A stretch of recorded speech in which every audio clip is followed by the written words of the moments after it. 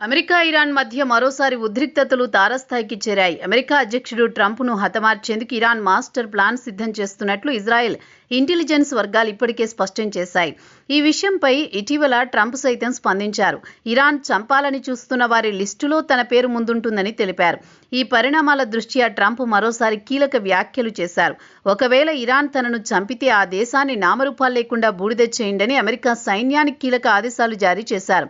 New York post సంస్థకిచ్చిన ఇంటర్వ్యూలో మాట్లాడుతూ ఇరాన్కు చెందిన లిస్టులో తన పేరు ఏళ్ల క్రితం నుంచి ఉందని ట్రంప్ వ్యాఖ్యలతో పశ్చిమాసియాలో యుద్ధ వాతావరణం మళ్లీ వేడెక్కింది.